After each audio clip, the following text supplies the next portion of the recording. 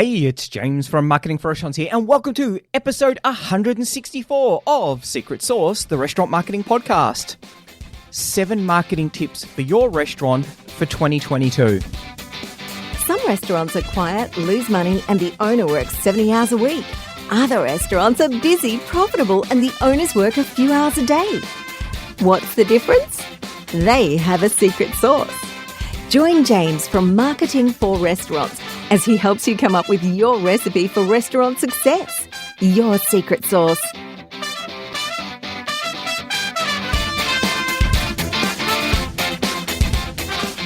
Ladies and gentlemen, welcome back to the podcast. We're going to do something that a couple of restaurant owners have been saying, you should have done this at the start of the year. We are finding that everything is changing in the industry. I don't need to tell you that. So it is probably another one of those extremely difficult years. And we thought that 2020 was the worst year ever. We thought that 2021 was really bad as well. 2022 is not getting any easier, but for a variety of different reasons. We are predominantly around the world now post-COVID.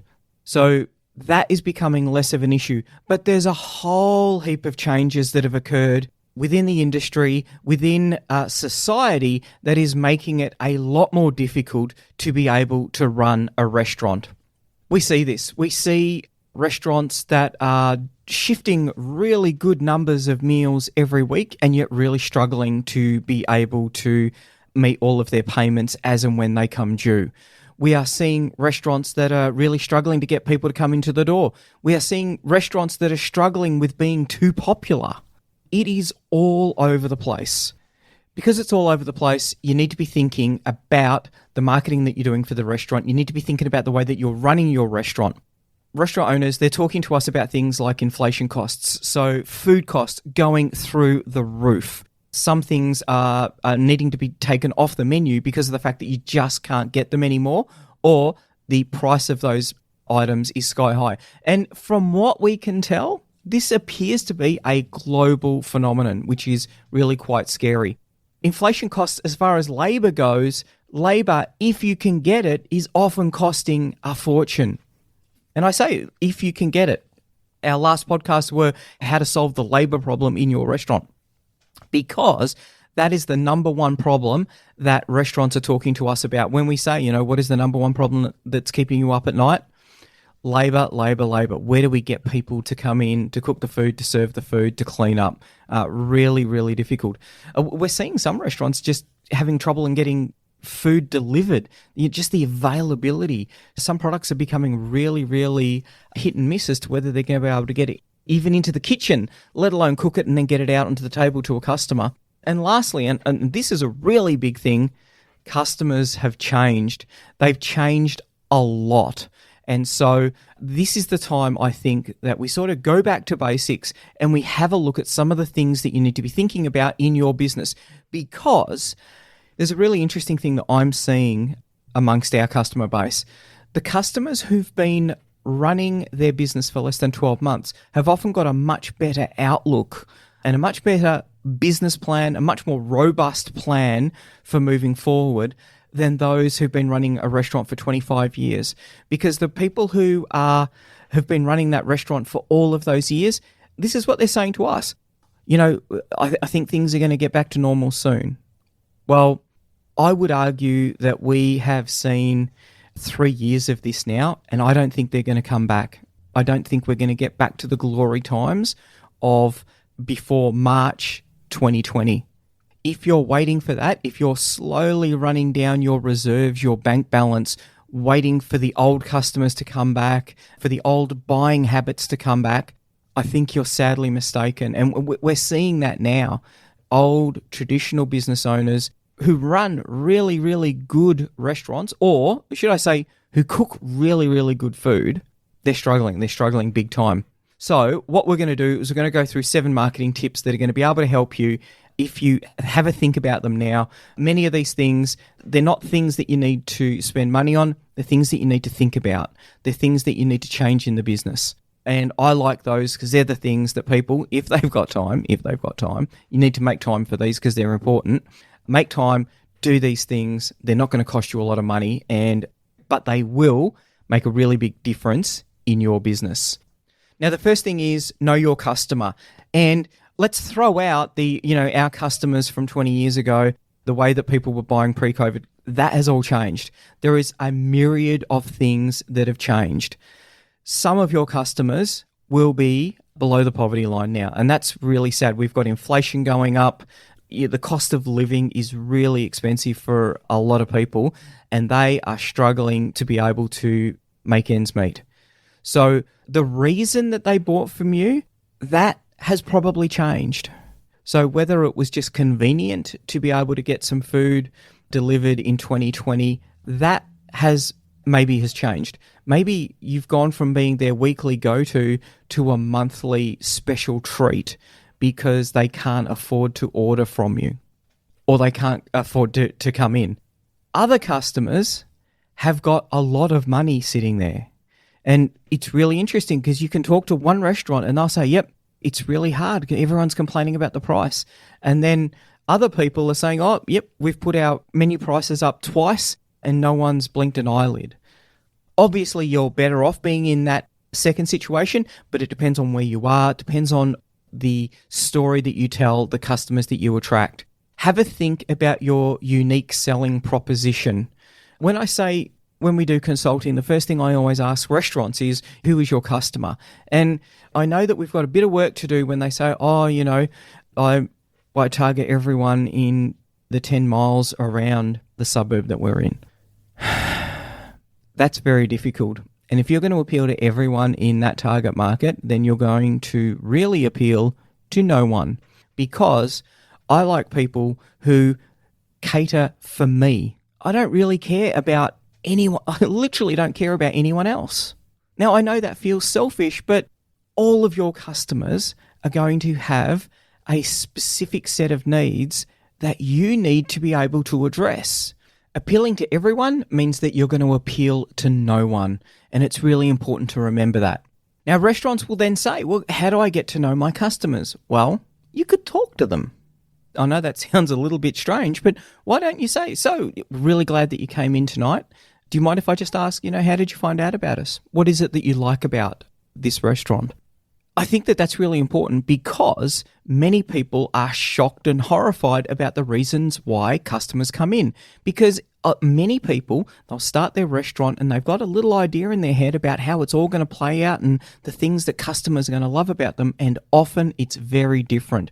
Often it might not be the food. It might be the location. It might be the friendly staff. There are a whole range of reasons why people would come into a restaurant or order from you. And it's really important that you understand that, because as you do more and more of that, you're going to start to understand your customers a lot better. The other component of that I think is really important is don't just get to understand your customers. What you want to do is understand your total addressable market. Who are all of those people out there? And so some people aren't going to buy from you, and that's good. In fact, it's really important to know who you don't want to come into your restaurant. If you've got someone who's really struggling financially and you're doing a 7-course degustation menu and it costs $250 with a wine pairing, you probably don't want that person to come in because they're going to be on Facebook going, I can't believe how expensive that was. What you want to be thinking about is how many people are within the demographics who've got the household income to be able to come into our restaurant. We did a little bit of work with a restaurant that was very close to us, actually.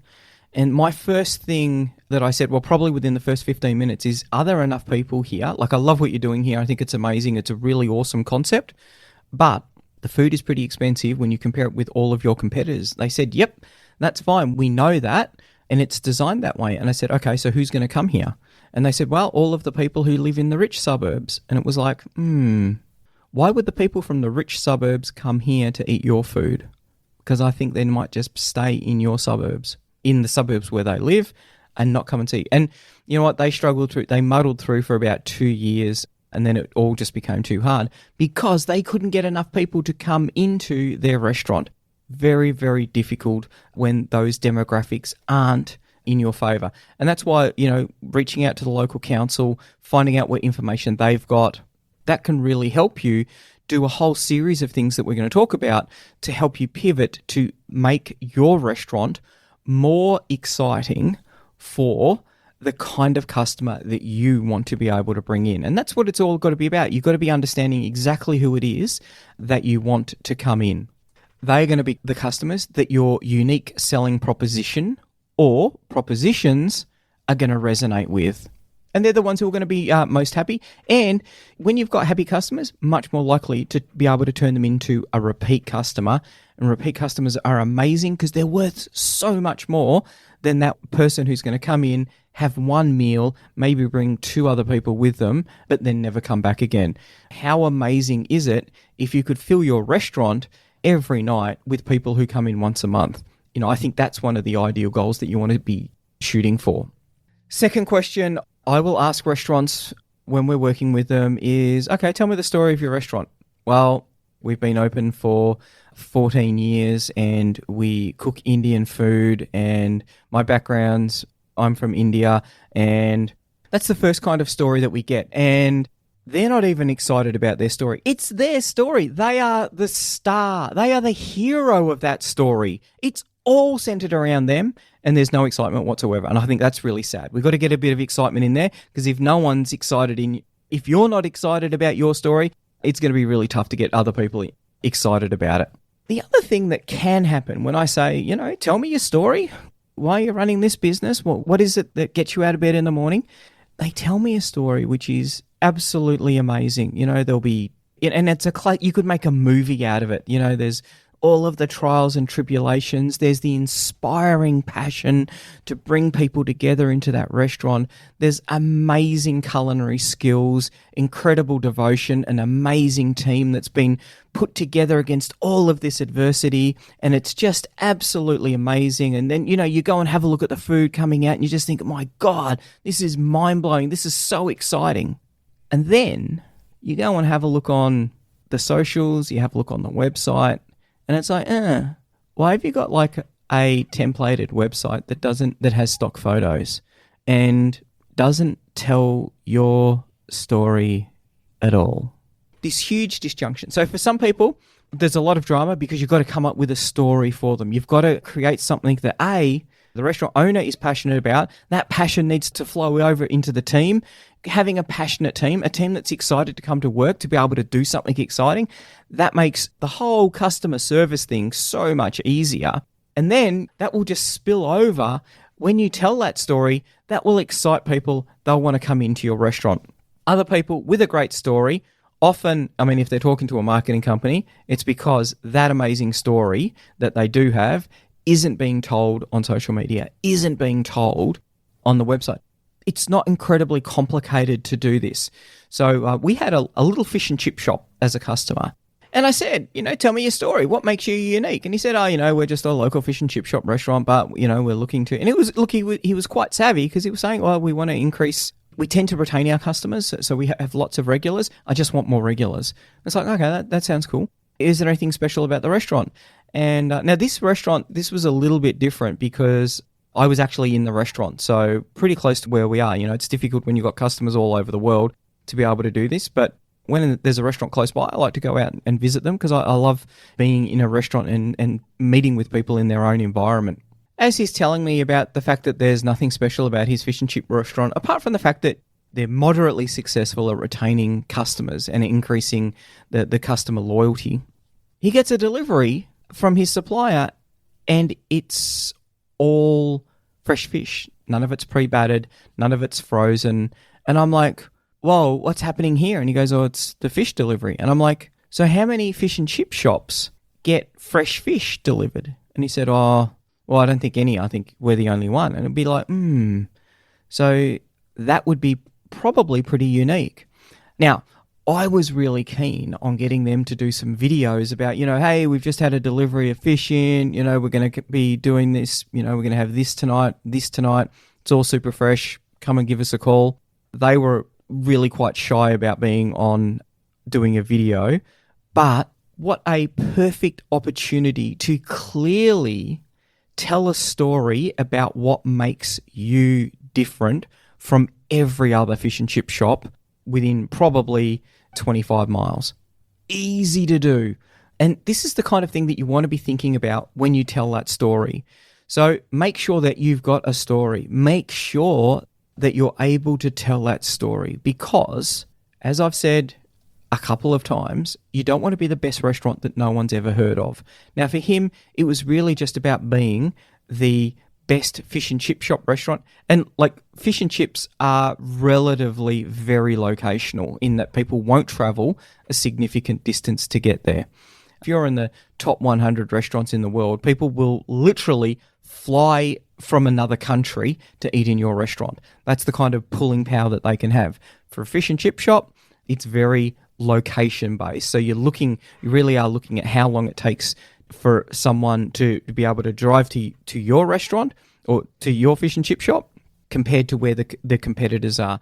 But if it's really good fish and chips, then you do have a good opportunity to be able to differentiate yourself, and you're going to be able to draw people from a much wider catchment area, which means you've got the opportunity to get to that point where you, on a Friday night, are cooking at maximum capacity. So everything is going at full tilt. That's epic. That's amazing. Because when you're turning customers away, what do you do then? Well, you start to put the prices up.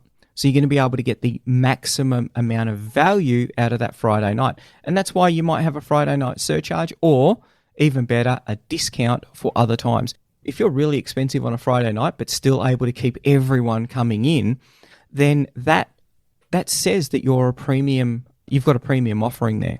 Now, if you discount rather than putting the price up on the Friday, because no one likes that. But what about if there's a really, really amazing restaurant that I can get into cheaper on a Wednesday night? Then maybe I'll do that. And so for the people who can't pay the premium price on the Friday and Saturday night, that's fine.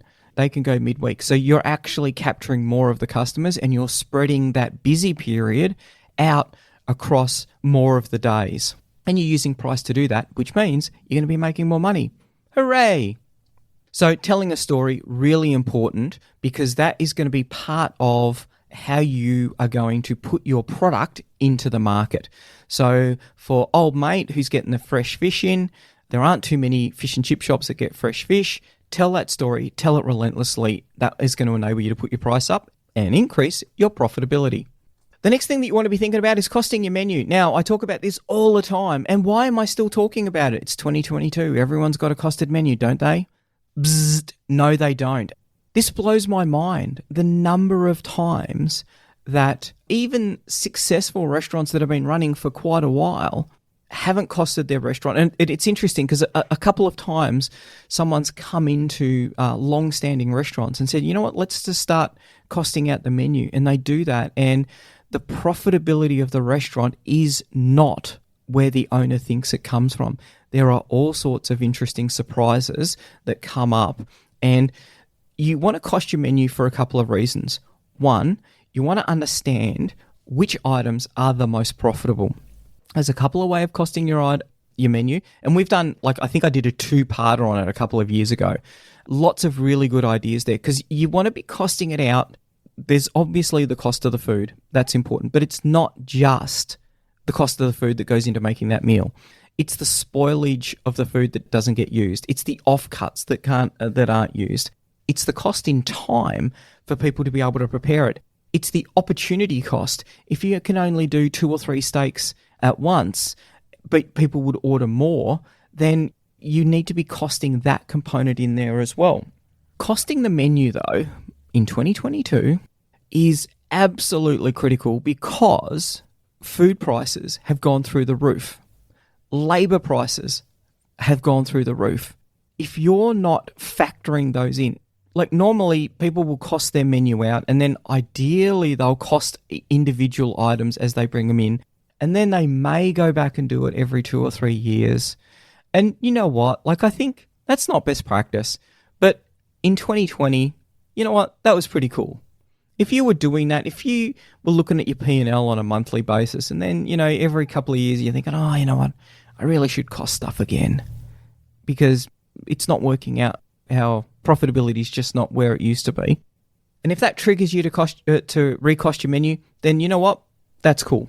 However, the price of food and labor is all over the place now. And I think that you need to be really looking at a couple of things that people can do rather than costing the entire thing. Is this is the price that we normally pay from this supplier for the mince. This is what we're paying for bread rolls if you're not making them. This is what we're paying for potatoes. And keep an eye on that so that at least you can see, oh, wow, potatoes are now 50% more.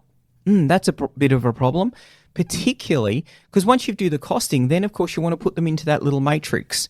You know, you've got your plough horses, your stars, your dogs, your puzzles. The plough horses are the ones that you sell a lot of but don't make a lot of money.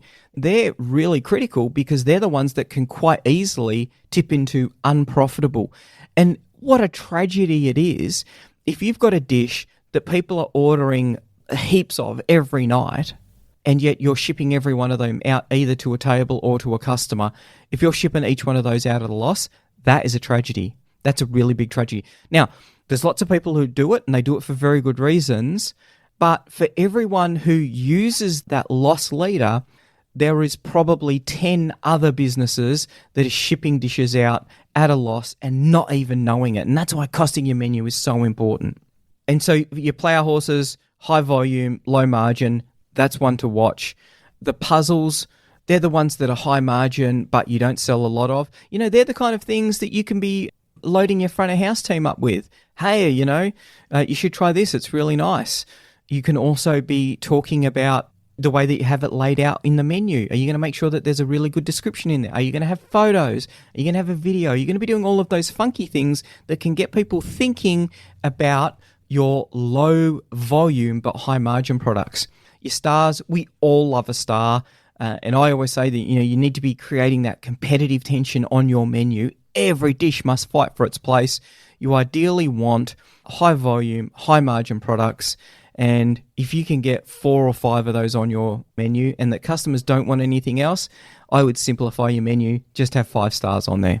Your 5-star dishes, that's a really easy way. You're going to simplify the work in the kitchen. People are going to know that you are famous for these 5 dishes. And you'll see that in, some fast food places will be really, really good at that. There'll only be a couple of things that they do because it's all about the workflow. It's about keeping their labor costs low, and they want to be, and on top of that, they're buying their ingredients in bulk because they only have a few ingredients to go along with those few dishes, and that means that they might be able to negotiate a better price. That's a cool idea. Dogs, they're really important because you want to identify the dogs and then get rid of them. Dogs where they are low margin and low volume, they're just taking up space on your menu. That menu, really important real estate. Get rid of the dogs. There are a couple of reasons why you would have a dog on there. And I'm thinking back to a long time ago, I saw someone who did a ramen burger. I can't remember. It was someone in the United States. And it was really interesting because they sold very few of them. And on the face of it, you'd say that was a really poor marketing campaign. But the ramen burger, it got a whole heap of media and publicity. A whole heap of people came into the restaurant with the intention of ordering a ramen burger, but they just decided, you know what, I'm going to order one of my old favorites. So a dog, a strategic dog, a menu item that didn't sell a lot and wasn't high margin, but it was actually selling a whole heap of other stuff. So, but you know what? Most restaurants don't have that kind of clout and that kind of capability to be able to come up with those marketing campaigns. For everyone else, identify the dogs, get rid of them, and put something else in. It's a really good opportunity to have that conversation with your customer. What do you think about this dish? What do you think about this dish? We're thinking about putting this one on. Your specials board, that's the one that you want to be using to identify the things that people are really happy about. And you can put all sorts of interesting things in there. If you're putting new items on your specials board once a week, you can identify the things that sell really, really well. You can retire some of the things that are a little bit tired on the menu. And importantly, you're going to give people a reason to come back because if they like your specials, you might be able to increase the frequency with which they come into your restaurant. Now, we've covered 3 things so far. I was planning on doing this in a single episode, but as I often do, I've talked a lot because I'm just super passionate about this stuff and I love it. It's awesome. So we've covered know your customer, tell a story, and cost your menu. So know your customer. How have they changed in the last 3 years? What is it how does that impact your staff, your menu, the way that they interact with your story? Are there more people out there that you should be marketing to who would love to be able to love your product? Or are there less? Do you need to change the product? You need to be thinking about that, because this is the thing that's killing a lot of people, is that the people who used to buy from them are no longer there, or they've stopped buying from them, and what they've got to do is they've got to go and find new customers to replace the regulars that were the backbone of their profitability. Tell a story. Make sure that you've got a story. For those new customers, a story is really powerful because it's something that they can say, yep, you know what? That sounds exciting. That sounds cool. I want to go there. That would be really good. On top of that, if you've got that story, you can use that to remind people about why they would want to come back. It's a lot easier to get someone to come in a second time into your restaurant than it is to get a new person to come in. So a story can be one of those reasons about, I forgot about that place. Yeah, why don't we have that tonight? Why don't we go there tonight? That would be cool. That's the kind of mental thought process that you want going through in hundreds or thousands of your old customers who haven't been in for a while. Lastly, cost your menu. More important than ever, because we're in a high inflation environment on two fronts, labor and food costs. So you need to be tracking this. You need to be tracking it really, really, really carefully.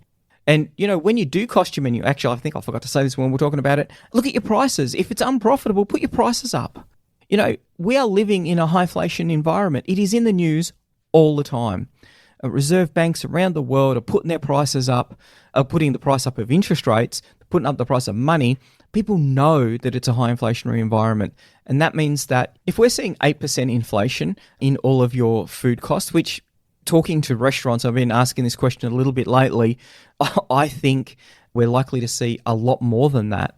If you're making 5% profit a year, that's going to put you into a minus 3% profit. So if you're turning over $1 million, you're going to go from making $50,000 to losing $30,000. That's untidy. On top of that, it's unnecessary because most people are expecting prices to go up. They're seeing it all the time. That's why there's high inflation. It's because prices are going up. So cost your menu and make sure you're getting the price that you need to for the products that you're producing. If you put the price up on a dish, 9 times out of 10, no one's going to notice. I've seen a couple of restaurants that say, we're putting our price up. We're really sorry. I wouldn't tell anyone. They're not going to notice. They're not going to go, prices are gone. That's gone up $2. They won't know. If you do start to get a little bit of backlash, which to be honest is very rare, I haven't heard too many people talking about it, then maybe it's time you got rid of that dish and looked for something a little bit more profitable. So that's it. That's 3. I'm going to come back next week with another 4 marketing tips that you can use in 2022 to increase the profitability of your restaurant. That's it. Bye. Want more customers for your restaurant, cafe or takeout? Every month, our marketing tools and information are used by thousands of restaurant owners just like you to help them find more customers and turn them into repeat customers. All of our tools and information is designed specifically for restaurant owners. We know you don't have a lot of time to spend marketing or learning complicated procedures, so our tools are quick and easy to use. If you're looking to increase your revenue and profits or want to work less hours, check out marketingforrestaurants.com.